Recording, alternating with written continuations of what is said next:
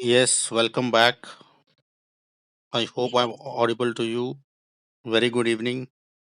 So now we are continuing topic of Mughal Empire. We had started almost we had completed Akbar period yesterday, except some of the points. So let me tell you some administrative features of Mughal regime.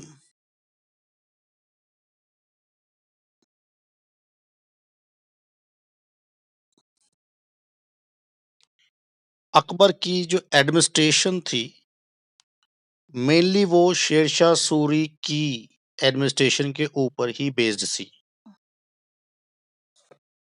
उसने somehow थोड़ा बहुत modification के साथ शेरशाह सूरी का model of administration he follow किया था और it was highly centralised model. काफी केंद्रित सेंट्रलाइज था, यानी केंद्र या सेंटर में ज्यादा पावर थी और नीचे पावर कम दी गई थी। और मुगल एम्परर खुद, जो मुगल एम्परर थे जैसे अकबर है, बाबर है, मुगल एम्परर वो चीफ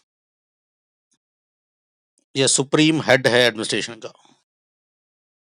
सब कुछ उससे उसके हाथ से होता है। उसने शेरशाह सूरी और सल्तनत पीरियड का जो एडमिनिस्ट्रेशन है उसी को कैरी ऑन कर लिया, हल्की फुल्की मॉडिफिकेशन के साथ। जैसे कि मीर बख्शी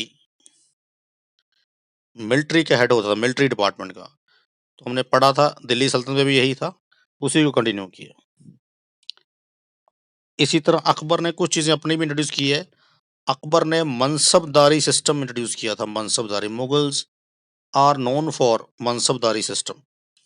मनसबदार होता है, mansab, the word mansab means rank, यानी उसका रैंक क्या है। फाइन, रैंक सिस्टम होता है। जैसे आज हम बोलते हैं कि क्लास 1 ऑफिसर है, क्लास 2 ऑफिसर है, क्लास 3 ऑफिसर है, क्लास 4 ऑफिसर है, उसके अकॉर्डिंग फैसिलिटीज होती हैं। अगर क्लास 1 ऑफिसर है, कोई आईएएस या पीसीएस ऑफिसर है, तो एक नीली बत्ती वाली गाड़ी मिल गई, घर मिल गया, सिक्योरिटी मिल गई, फीचर्स वैसे मिल गए और सैलरी और पैकेजेस मिल गए, तो हमें पता चलता है कि ये क्लास 1 ऑफिसर है। क्लास 2 है तो और तरह के पैकेजेस हैं, क्लास 3 के और तरह के पैकेजेस हैं। तो मुगल सिस्टम में भी मनसब होता था जो कि एक रैंक है, और मनसब से डिटरमिन होता था कि वो जो ऑफिसर है वो क्लास 1 है कि क्लास 2 है कि क्लास 3 है या क्लास 4 है। मनसब क्या है, एक नंबर दिया था, it was like a number, एक फिगर है, एक नंबर है, जिससे पता चलता था कि बंदा कितने वैल्यू का है। मनसब 10 रैंक से शुरू होके आमतौर पे 10,000 तक भी चला जाता था। पहले पहले 7,000 तक होता था। और जो रॉयल फैमिलीज के अंदर रैंक मिलते थे वो बहुत बड़े होते थे, जैसे 67,000 तक भी रैंक दिया गया है। यानी रॉयल ब्लड है, अपने राजकुमारों को, अपने बेटों को, अपनी फैमिली के लोगों को अगर मनसब देना है तो वो ज्यादा होता था। हाईएस्ट मनसब जो दिया था वो शाहजहां ने दिया था अपने बेटे दारा शिकोह को, और मनसब सिस्टम शुरू कर गया Akbar. Fine. Highest mansab non blood में 7,000 का जो आसफ खान को दिया था जहांगीर ने, या कह लो कि नूरमहल नहीं, नूरजहां नहीं। अब कई तरह के मनसब देते थे, तो मनसबदारी सिस्टम था। जब मनसब मिल जाता था, मान लो मनसब मिल गया 5,000 का, रैंक मिल गया, अब इससे डिटरमिन होगा कि उसकी सैलरी क्या होगी, उसके पास घुड़सवार कितने होंगे, कैवलरी कितनी होगी, पैदल सैनिक कितने होंगे, सोल्जर कितने होंगे, उसको किचन मिलेगी कि नहीं मिलेगी, रॉयल हाउस पैलेस में जगह मिलेगी, किस तरह का घर मिलेगा, किस तरह की फैसिलिटी मिलेगी, उसके मनसब पे ये पता चलता था। फाइन। तो ऐसे मनसबदारी सिस्टम जो था वो मुगल में होता था, इससे एडमिनिस्ट्रेशन चलती थी। It was A rank. जैसे कई बार कुछ फ्रेंडली मनसब भी दिए जाते थे, जैसे जब विलियम हॉकिंस जो इंग्लिश ऑफिसर एक ग्रांट लेने के लिए अकबर जहांगीर की कोर्ट में आया था, तो उसने he was very Jahangir was very impressed by William Hawkins, तो उसको 400 का मनसब दे दिया, 400 का मनसब, कि चलो जी मेरा गेस्ट है, इसको फैसिलिटीज दे दो, थोड़े दिन रहेगा, एंजॉय करेगा, चला जाएगा। ऐसे मनसब मिल जाते। 5000 का मनसब औरंगजेब बहादुर शाह 1 ने गुरु गोबिंद सिंह जी को दिया था, क्योंकि उनकी अच्छी फ्रेंडशिप हो गई थी और वो उनके मनसबदार बन गए थे। तो कोर्ट में आना जाना था। बाद में बहादुर शाह के साथ ही गुरु गोबिंद सिंह जी साउथ इंडिया नंदेड़ गए थे, जहाँ पे बाद में उनकी मृत्यु होती है। तब वो 5000 का मंथन एंजॉय कर रहे थे फ्रेंडली बेसिस पे। इसी तरह 5000 का मनसब ही शिवाजी को दिया था औरंगजेब ने, जब मुगलों की और शिवाजी की एक संधि हो गई थी। तो ऐसे मनसब दिए जाते थे। इस तरह राजा टोडरमल का मनसब था, बीरबल का था, भगवान दास का था, राजा मान सिंह का था, ऐसे मनसब दिए जाते थे। तो ये हमने थोड़ा समझा मनसबदारी सिस्टम। इसके अलावा अगर हम लैंड रेवेन्यू की बात करें,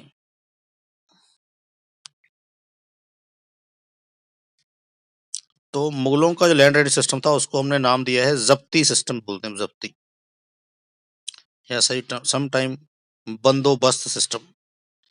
इसको टोडरमल ने माइनर इंप्रूवमेंट करके लागू कर दिया था बाद में, हालांकि यह सल्तनत पीरियड से चल रहा था, तब इसको टोडरमल या टोडरमल बंदोबस्त भी बोलना शुरू कर दिया था। मेनली शेरशाह सूरी का ही था जब्ती या बंदोबस्त सिस्टम।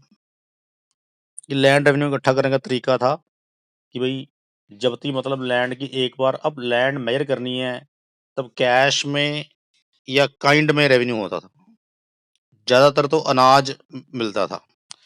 अगर किसान के पास 300 क्विंटल का अनाज पैदा हुआ, अब इसमें से सरकार का टैक्स कितना होगा, इसकी मेजरमेंट कैसे होगी, इसका जो सिस्टम था उसको हम टोडरमल बंदोबस्त या जब्ती सिस्टम या देसाला सिस्टम बोलते थे। उसको मेजर कैसे किया जाएगा, उसमें कैसे जमीन नापी जाएगी, तो उसके कई सिस्टम होते थे। जैसे खड़ी फसल नाप ली, जब खड़ी है फसल, काटी नहीं है, तो अंदाजा लगा लिया कि इतना रेवेन्यू उसमें से आ जाएगा, इतनी फसल हो जाएगी। इस एरिया ये खड़ी फसल में नाप लिया कि ये एरिया है, एक हिस्सा सरकार का, बाकी 2 हिस्से जो थे वो किसान के। या फिर फसल काट के 3 ढेरियां बना ली, एक हिस्सा सरकार का, बाकी 2 किसान के। तो ऐसे करके जब्ती सिस्टम में एक सिकंदरी गज थी जो सिकंदर लोदी ने बनाई थी, उसको यूज करते थे। अकबर ने भी इसी को यूज किया था, जिससे ये बैम्बू स्टिक सी, जैसे मेजरमेंट होती थी लैंड की, जब बेचनी खरीदनी है या कुछ मेजरमेंट करना है। फाइन। सेम ऐसा ही पीरियड था, इक्ता सिस्टम बनाया था इल्तुतमिश ने दिल्ली सल्तनत के टाइम पे। मुगलों ने इसको कन्वर्ट कर दिया जागीरदारी सिस्टम, कि जो ऑफिसर होते थे उनको लैंड असाइनमेंट देते थे कि हम आपको कैश सैलरी नहीं देंगे, आपको लैंड दे दी है 500 गांव की, इसमें से रेवेन्यू इकट्ठा करो जो सरकार को टैक्स मिलना है, और उसी में से अपनी सैलरी काट के बाकी रेवेन्यू जो है सरकार के खजाने में जमा कर दो। इसको बोलते हैं जागीरदारी सिस्टम। तो ये सिस्टम चलता था। रिलीजियस पॉलिसी की अगर बात करें हम, तो Akbar was known for his religious policy. उसने जोधा से शादी की थी, जो राजा बरमाल की अम्बेर की राजकुमारी थी, ऐसा कई बार कहते हैं। तो उसने उस शादी के बाद कुछ चेंजेस किए थे और वो टॉलरेंट हो गया था, टॉलरेंट, कि कोई बात नहीं, बाकी धर्म को भी टॉलरेंट करेंगे। इसने 1563 में पिलग्रीमेज टैक्स माफ कर दिया तीर्थ यात्री कर। 1564 में इसने जजिया अबॉलिश कर दिया, जिससे थोड़ी इसकी जो सेकुलर कैरेक्टर वाली छवि बन गई थी, और he was par excellence secular, ऐसा बोला जाता है। 1575 ने में इसने एक हॉल बनाया, इबादत खाना। इबादत खाना, इबादत खाना होता है का मतलब है प्रेयर हॉल, जहां बैठ के प्रेयर करते हैं। पहले पहले तो ये प्रेयर हॉल था, वहां पे ये अपनी रिलीजियस ड्यूटी परफॉर्म करने जाता था, प्रेयर्स होती थी, डिस्कशंस होती थी कुरान के ऊपर या अल्लाह के ऊपर। लेकिन धीरे धीरे इसके मन में आया कि नहीं, ये फतेहपुर सीकरी में था इबादत खाना, तो इसके मन में आया कि क्यों ना हम डिस्कशन किया करें गॉड के ऊपर, और बाकी धर्मों के लोगों को मैं बताता हूँ, सब लोग अपने अपने धर्मों के अच्छे गुड पॉइंट्स जो हैं, गुड वर्च्यूज जो हैं, उनको डिस्कस करेंगे। तो एक इनोवेटिव आइडिया ये भी सेकुलरिज्म की ओर एक कदम था कि इसमें इसने बहुत सारे ब्राह्मण्स को इनवाइट किया। जैन गुरुज की फॉर्म में जगत सूरी थे, एक बहुत बड़े जैन सेंट थे, उनको इनवाइट किया। फादर मॉन्सरेट थे एक, जो पोर्चुगीज थे, और एक फादर चर्च थे, चर्च के फादर थे ये, उनको किया। मौलवियों को किया, ऐसे और भी पारसियों को किया। कई लोग नाम आपको मिलेंगे जिनको ये इनवाइट करता था, और इसी प्रेयर हॉल में 1575 में से वहाँ पे डिस्कशंस होती थी। सब अपने अपने धर्म में बारे में बताते थे और बाकी बैठ के सुनते थे। ये एक सेकुलर फीचर था इसका। ये फतेहपुर सीकरी में इबादतखाना बनाया गया था 1582 में। 1582 में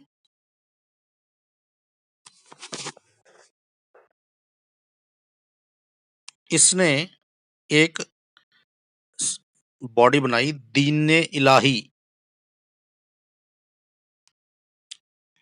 दीन-ए इलाही।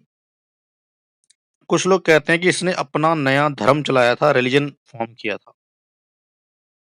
और इसका मैसेज था God is one. God is one का मैसेज देना है, भगवान सबका एक है। और इसमें कुछ गुड पॉइंट्स रखे थे इसने, और ये गुड पॉइंट्स सब धर्मों के से लिए गए थे। जैसा कि अशोका ने अपना धर्म बनाया था वैसा ही। कुछ लोग मानते हैं कि अपना धर्म था, कुछ लोग कहते हैं कि धर्म नहीं था, ये सिर्फ कोड ऑफ कंडक्ट थे, जैसे अशोका का धर्म था। और कुछ खास लोगों ने इसको ज्वाइन नहीं किया। इसने काफी लोगों से रिक्वेस्ट की कि खास लोग इसको ज्वाइन नहीं कर पाए। कोई बोलता है कि सिर्फ राजा मान सिंह ने ज्वाइन किया था इसको। और जब बीरबल से पूछा गया तो उसने कहा कि मैं क्यों ज्वाइन करूं, जो बातें आप मुझे बता रहे हो वो ऑलरेडी मेरे धर्म में है। कुछ लोग कहते हैं कि 10,000 लोगों ने अकबर का ज्वाइन किया था ये धर्म, ऐसा माना जाता है। तो कल हमने पढ़ा था जहांगीर, और ये एडमिशन आज पढ़ ली हमने। उसके बाद आ जाता है शाहजहां। 1628 में गद्दी में बैठता है और 58 तक रहता है। 1627 में जहांगीर की डेथ होती है, और 1 साल तक सिविल वॉर चलती है। तो फिर अल्टीमेटली सिविल वॉर में शाहजहां जीतता है।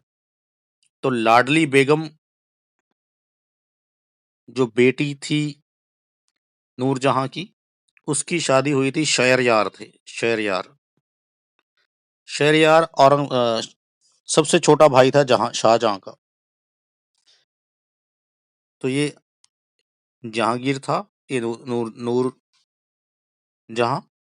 नूरजहां की ऑलरेडी एक बेटी थी लाडली बेगम, जो उसके पहले पति शेर खान से हुई थी। जहांगीर का एक बेटा है शाहजहां, और एक शायरयार, और भी हैं। इनमें से खुसरो था, इसको मार दिया था इसने। और नूरजहां का भाई है आसफ खान, आसफ। इसकी बेटी है मुमताज महल, जिसका नाम है अंजुमन बानो बेगम, यानी मुमताज महल। मुमताज महल की शादी शाहजहां से हुई है। लाडली बेगम की शादी शहरयार से हुई है। जब सिविल वॉर हुई तो आसफ खान ने शाहजहां को सपोर्ट किया, क्योंकि उसकी बेटी का पति था, हालांकि नूरजहां का सगा भाई था। और नूरजहां ने लाडली बेगम शहरयार को सपोर्ट किया, क्योंकि वो लाडली बेगम का पति था, जो उसकी बेटी थी। Ultimately Shahjahan defeated and killed Shahryar और गद्दी पे बैठ गया। शाहजहां को शहजादा खुर्रम बोला करते थे, इसका पुराना नाम खुर्रम था। शाहजहां के नाम से ये किंग बना था। इसकी शादी मुमताज महल से हुई है, जो आसफ खान की बेटी है। अंजुमन बानो बेगम इसका असली नाम था, जैसे नूरजहां का असली नाम था मेहरूनिशा। ताजमहल में अगर हम जाते हैं तो वो टॉम्ब है, मकबरा है शाहजहां का और मुमताज महल का, वहां दबाए गए हैं, तो उनकी कब्रें हैं वहां पे। शाहजहां ने एक अग्रेसिव पॉलिसी चलाई थी टू रिकवर लॉस्ट टेरिटरीज, ये कुछ टेरिटरीज अकबर के ज़माने से इसके हाथ से चली गई थी, तो इसने एग्रेसिव पॉलिसी चलाई कि वो टेरिटरीज को मैंने वापस पाना है।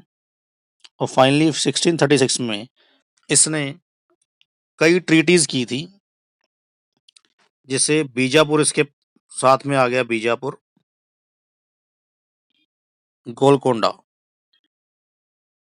इसके हाथ में आना शुरू हो गया था। ट्रीटीज कर ली थी, फेवरेबल इसके कंडीशन में ट्रीटी हो गई थी। साउथ में है बीजापुर, गोलकोंडा। 1632 में इसने पोर्चुगीज को बैडली, एक छोटी सी कॉन्फ्लिक्ट हो गया था पोर्चुगीज के साथ, तो ही डिफीटेड पोर्चुगीज बैडली। ट्रेड को लेकर, कुछ ट्रेडिंग राइट्स को लेकर उन्होंने उल्लंघन किया था, उनके प्रिविलेजेस दिए हुए थे, ट्रेड करने के अधिकार दिए थे हुगली में, बंगाल में।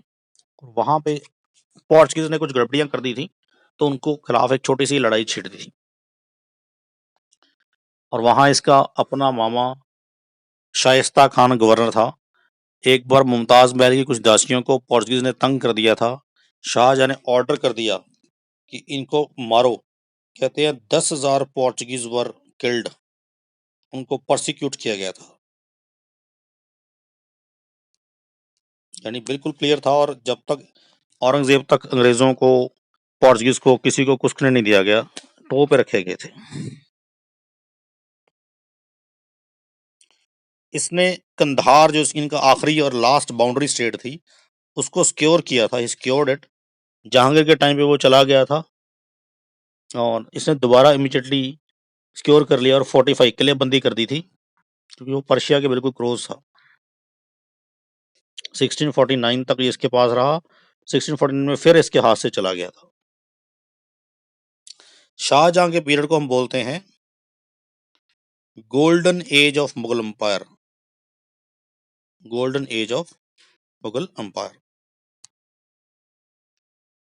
क्योंकि इसने, he is also known as engineer king, इसको कई बार इंजीनियर किंग बोलते हैं, समटाइम आर्किटेक्ट किंग बोलते हैं।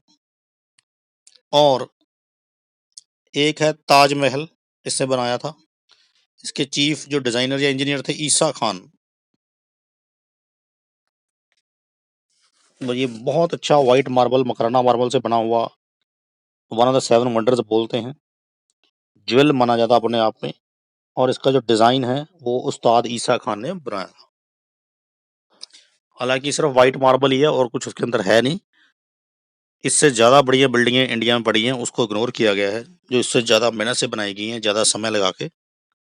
पर ये है कि चलो, शुरू से नाम आता जा रहा है। तो आगरा में है ये मोती मस्जिद, ये भी आगरा में है। ये प्योर व्हाइट मार्बल की बनी है, ये भी शाहजहां ने बनाई थी, शाहजहां ने बिल्डिंगें बनाई थी काफी सारी। जैसे जहांगीर पेंटर था, तो शाहजहां बहुत बड़ा आर्किटेक्चर किंग था। दिल्ली का लाल किला, रेड फोर्ट भी इसने बनाया था, और इसने दिल्ली में जामा मस्जिद भी बनाई थी। ये रेड स्टोन की, लाल पत्थर की बनी हुई, आपने देखा ही होगा। शालीमार बाग बनाए इसने लाहौर में, ब्यूटीफुली। एक थे निशात बाग जहांगीर ने बनाए थे, शालीमार शाहजहां ने। कुछ किताबों में यह भी लिखा है कि शालीमार भी जहांगीर ने बनाए थे, तो ये कंफ्यूजन सी है थोड़ी। इसके अलावा इसने आगरा का रेड फोर्ट और आगरा की जामा मस्जिद बनाई थी, और दीवाने आम, फतेहपुर सीकरी में दीवाने आम और दीवाने खास, दो बिल्डिंग बनाई थी, उसको बहुत अच्छा लुक दे दिया था। इसके 2 बेटे हैं, वैसे इसके 4 बेटे थे, लेकिन 2 बेटों में सिलवार हुई थी औरंगजेब के बीच में, जो कि बहुत कट्टर है, सुन्नी मुसलमान है, और दारा शिकोह, जो इसका बड़ा बेटा था, जो कि स्पिरिचुअल काइंड ऑफ पर्सन है और बड़ा सॉफ्ट हार्टेड, और शिया मुस्लिम है, लिबरल मुस्लिम है माना जाता है। 1657 में ये सीवियरली सडनली इल हो गया था, बीमार हो गया काफी ज्यादा, तो दारा शिकोह और औरंगजेब के बीच में लड़ाई हो गई थी, औरंगजेब छोटा था लेकिन दारा शिकोह को बर्दाश्त नहीं कर सकता था क्योंकि ही वॉज सुन्नी मुस्लिम। मुसलमानों में बाय फेथ दो तरह के मुसलमान होते हैं, कन्विक्शन, सुन्नी एंड शिया। दारा शिकोह शिया था। इसने महाभारत, उपनिषद, वेदों को पढ़ा था और उसको ट्रांसलेट किया था पर्शियन लैंग्वेज में। ये इससे बर्दाश्त नहीं था। ये सूफी संतों की कंपनी में चला जाता था दारा शिकोह, जो औरंगजेब को बर्दाश्त नहीं था। तो शिया थोड़े लिबरल होते हैं। आज इंडिया वर्ल्ड में एक ही कंट्री शिया है, शिया मुसलमानों का, वो है ईरान, जहाँ मेजोरिटी है शिया की। तो सब कंट्रीज में सुन्नी मुसलमान ही ज़्यादातर मेजोरिटी में पाए जाते हैं। तो चार बेटों में से दो थे ये वाले, औरंगजेब और दारा शिकोह। औरंगजेब ने फिर हराया था दारा शिकोह को दो लड़ाइयों में, battle of Dharmat and battle of Samugarh. ये हार गया था और शाहजहां को इस लड़ाई से पहले औरंगजेब ने प्रिजन में डाल दिया था आगरा में। और शाहजहां की एक बेटी थी जहानारा, जो शाहजहां के साथ रही थी क्योंकि ओल्ड एज में फादर बीमार थे, उसकी देख रेख वाला कोई था नहीं, तो जहानारा ने उसकी सेवा की थी टिल डेथ, ताकि इसको खाना पानी दे दो। जहांगीर ने औरंगजेब ने शाहजहां का जिंदा जब वो था खाना बंद कर दिया था और जेल में बंद कर दिया था। शाहजहां ने एक बार पत्र लिखा कि हिंदूज आर ग्रेट, उनसे सीखो कुछ, क्योंकि वो तो मरे हुए लोगों को श्राद्ध की फॉर्म में खाना देते हैं, तुमने अपने जिंदा फादर का खाना बंद कर दिया। मुझे आज हिंदुओं का कल्चर समझ में आ रहा कि श्राद्ध का मतलब क्या है, कि माता पिता को खाना देना उनकी जिम्मेदारी है, ड्यूटी है। ये नहीं कि खाना उनको मिल जाएगा। अगली जनरेशन देखती है, वो देखती है कि माता पिता मेरी जिम्मेदारी है। तो जहानारा इसके साथ में रही थी। शाहजहां की दो बेटियां थी, एक रोशन आरा, एक जहान आरा। रोशन आरा ने औरंगजेब का साथ दिया था और जहान आरा ने शाहजहां का साथ दिया था। इसको दारा शिकोह से बड़ी नफरत थी औरंगजेब को। इसने दारा शिकोह को जब बैटल में हरा दिया तो इसको हाथी के पीछे बांध के पूरे दिल्ली में उसका चक्कर बांध के घुमाया गया। और जब वो मर गया तो उसकी डेड बॉडी जो थी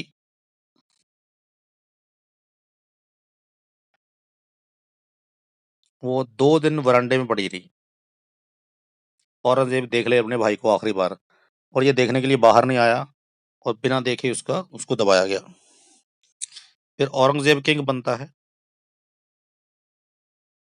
1658 में से 1707 तक। बहुत ही ऑर्थोडॉक्स है, कट्टर है। हिंदूज के अगेंस्ट इसने हार्ड पॉलिसी बनाई और कट्टर सुन्नी मुसलमान था, जो कि हार्ड होते हैं।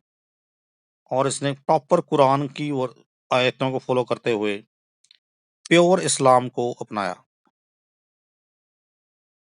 वैसे इसको बोलते हैं, बोलते हैं आलमगीर, यानी संत है ये, बहुत शरीफ है। इसका नाम पड़ गया था, इसको जिंदा पीर भी बोलते हैं, यानी लिविंग सेंट। इसे संतों की तरह कपड़े पहनने मान लो। और कुरान की कॉपियां अपने हाथ से लिखता था। वो कुरान की कॉपियां मार्केट में बेची जाती थी, उससे जो पैसे आते थे उससे किचन में उस औरंगजेब का खाना तैयार होता था, ताकि मैं ईमानदारी की अपने हाथ से मेहनत की कमाई खाऊंगा। और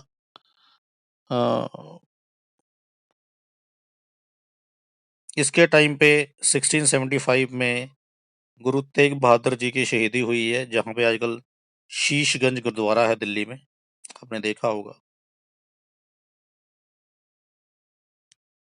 और इसके टाइम पे मुगल अंपायर जो था वो मैक्सिमम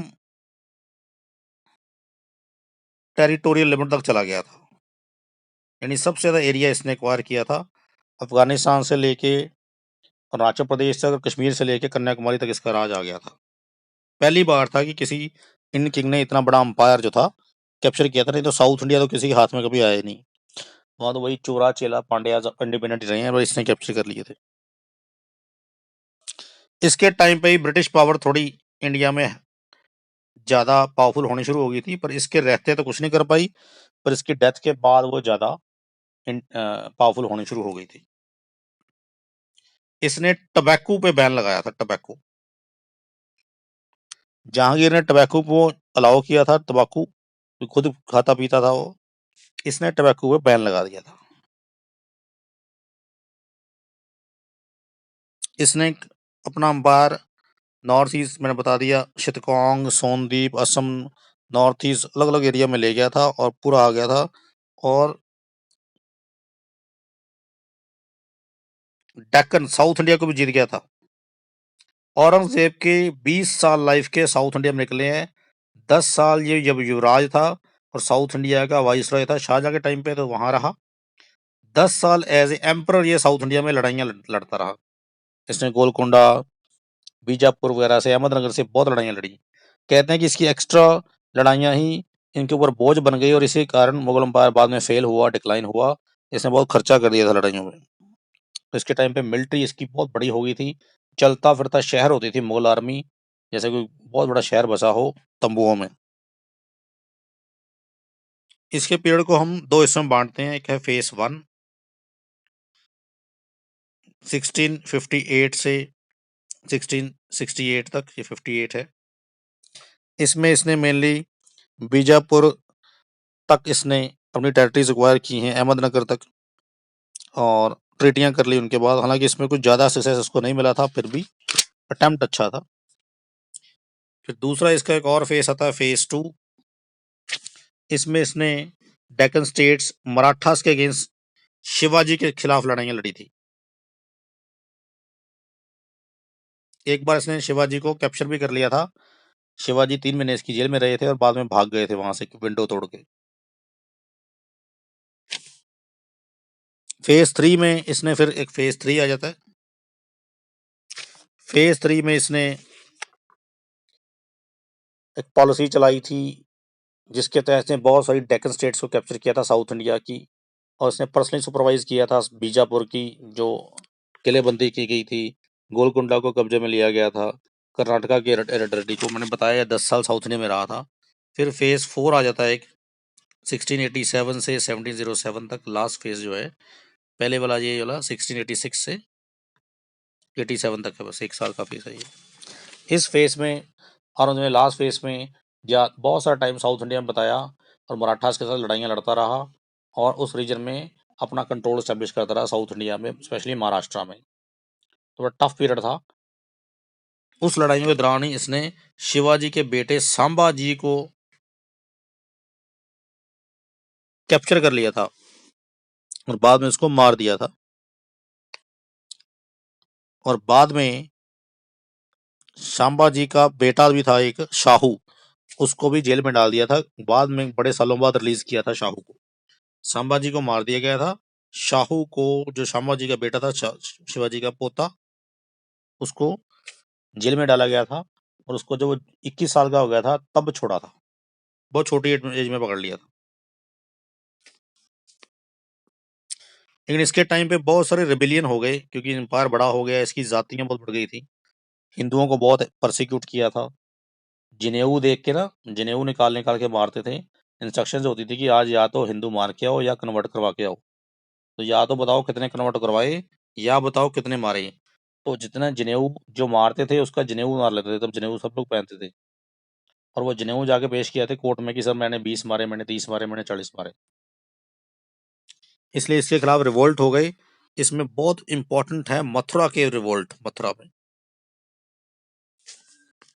जो मथुरा के एक लीडर थे, गोकुल, गोकुल एक लीडर थे, उसने किए थे। एक इसके टाइम पे सतनामी रिवोल्ट हुए थे, सतनामी, जो कि उसी एरिया की एक जट कम्युनिटी है, कर दिए थे इनके कुछ वहां पे डिस्प्यूट थे। बुंदेलखंड में भी बुंदेलाज ने इसके खिलाफ रिवोल्ट कर दिया था जिसका लीडर चतरसाल था, चतरसाल।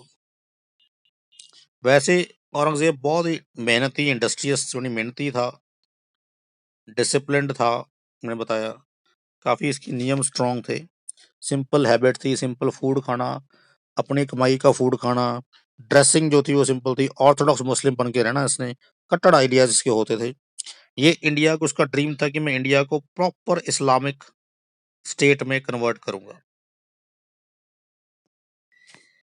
कर नहीं पाया। पर इसने अपनी जिद दिखाते हुए 1679 में ही री इम्पोज जजिया जजिया दोबारा लगा दिया इसने, जो अकबर ने हटा दिया था। इसने सिख गुरु 9th गुरु गुरु तेग बहादुर जी को शहीद कर दिया था, और सारी सिख कम्युनिटी इसके अगेंस्ट भी। बाद में मुगल और सिखिज्म में बहुत लड़ाइयाँ होती हैं आगे गुरु गोबिंद सिंह के टाइम पे, पता ही है हमें वो। ये बहुत बड़ा वीणा प्लेयर था, कई बार क्वेश्चन पूछ लेते हैं कौन सा बजाता था इंस्ट्रूमेंट, तो वीणा प्लेयर था ये। और इसने मोती मस्जिद बनाई थी, मोती मस्जिद, जो कि दिल्ली में है। और इसने एक बादशाही मस्क बनाई थी लाहौर में। एक इसने बनवाया था बीबी का मकबरा अपनी वाइफ रुबेला के नाम पे, बीबी मतलब वाइफ। ये बिल्कुल अपनी तरफ से तो कोशिश की थी, मैं व्हाइट मार्बल से प्रोटोटाइप बनाया मैंने ताजमहल का, फादर की इतना कोशिश की थी। लेकिन ये बीबी का मकबरा औरंगाबाद में है, क्योंकि वहां पे ज्यादा रहा है, ये औरंगाबाद में इसके नाम पे नाम पड़ गया था औरंगाबाद।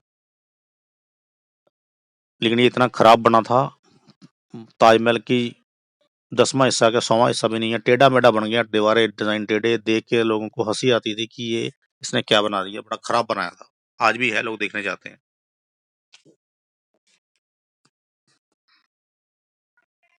अल्टीमेटली इसकी डेथ हो जाती है 1707 में, 1707 में। और इसके बाद बहादुर शाह आ जाता है, बहादुर शाह 1 जो किंग बनता है। 1707 तक हम मॉडिवल हिस्ट्री मानते हैं, 1707 के बाद हम मॉडर्न हिस्ट्री में कन्वर्ट हो जाते हैं।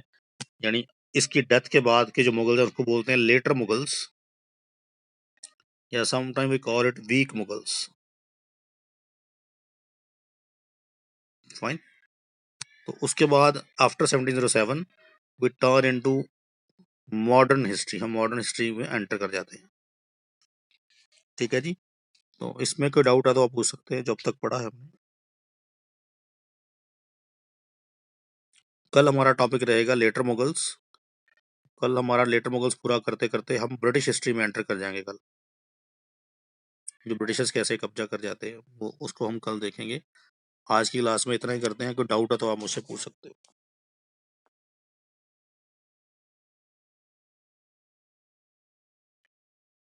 That's all for the day.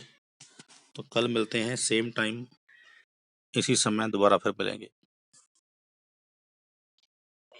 Welcome.